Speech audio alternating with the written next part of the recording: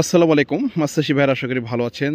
আপনারা সবাই ইতিমধ্যে জানেন যে আমি কিন্তু বায়োফ্লাক্স সিস্টেমে পুকুরে অরিজিনাল ভিয়েতনাম কই মাছের চাষ শুরু করেছি বা করছি। আপনাদের বলে রাখতে চাই, এই যে আমার এই যে ক্যানেলটা দেখছেন, এই টোটাল ক্যানেলটার যদি জলাকার বলেন তাহলে আপনার 8% জলাকার হয়, 8% জলাকার। এবং এখানে আপনার পানির হাইট আছে 4 ফিট এবং টোটাল জলাকারে পানি আছে 3,20,000 লিটার। এবং আমি এখানে প্রতিনিয়তই পানি চেঞ্জ করি, অর্থাৎ প্রতি 3 দিন পর পর 3 ঘন্টা করে বোরিংয়ে নতুন পানি দিয়ে থাকি। আপনারা সবাই জানেন যে আমি এখানে কিন্তু মাছ ছেড়েছিলাম 2250 পিসে 1 কেজি 19 মার্চ। তো আজকের আমরা মাছটা স্যাম্পলিং করতে চাই এবং দেখতে চাই যে আসলে আমাদের মাছের বর্তমান সাইজটা কি। আজকের মাছের বয়স হয়েছে 2 মাস 9 দিন। তো 2250টা থেকে আজকের কত পিসে কেজি আসলো সেটা আপনাকে জানাবো। তার আগে বলে রাখা উচিত, এখানে কিন্তু আমি কোনো প্রোবায়োটিক ব্যবহার করিনি। শুধুমাত্র আমি অনলি গত পরশুদিন অর্থাৎ 25 তারিখে এখানে চুন, লবণ এবং জীবাণুনাশক সহ পরজীবীর একটা ডোজ করেছি। এছাড়া আমি এখানে কোনো কিছু ব্যবহার করিনি। এবং এখানে আমার টোটালি বর্তমানে মাছ আছে 70,000 পিস প্লাস এখানে কালচার, অর্থাৎ প্রতি শতাংশে হিসাব করলে প্রায় 10,000-এর উপরে চলে আসে পার ডেসিমেলে। তো এত হাই ডেন্সিটিতে মাছ চাষ করে এখনও পর্যন্ত কিন্তু আমি কোনো সমস্যা ফেস করিনি।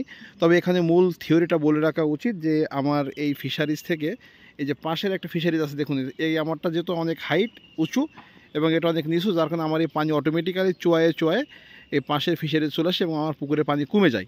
যখনই কমে যায় তখনই আমি আমার ওই যে পুকুরে কোনো একটা পাইপ দেখা যাচ্ছে, ওই পাশের পুকুরটা আমার, এই পাশে ফিশারিজের আমার, এবং ওখান থেকে বোরিং আছে, বোরিং থেকে আমি এখানে প্রতি সপ্তাহে 6 ঘন্টা করে পানি চালিয়ে দিই।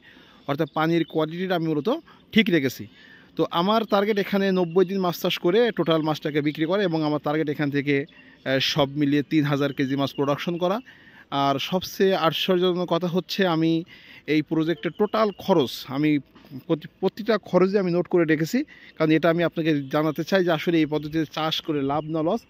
কারণ এটা আমি সারা বাংলাদেশব্যাপী আসলে ছড়িয়ে দিতে চাই যে খুব সহজে অল্প জায়গায় হাই ডেন্সিটিতে কই মাছ চাষ করা যায় কোনো প্রোবায়োটিক ছাড়া, নর্মাল চাষ পদ্ধতিতে।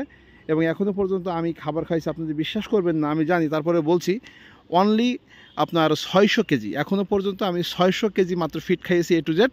এবং আমার মাছের আজকের কত পিসে কেজি সেটা আপনাকে সরাসরি দেখাবো। পুকুরের একটি কোনায় কিছু খাবার দিচ্ছে আমার স্টাফ মাছটা ধরার জন্য।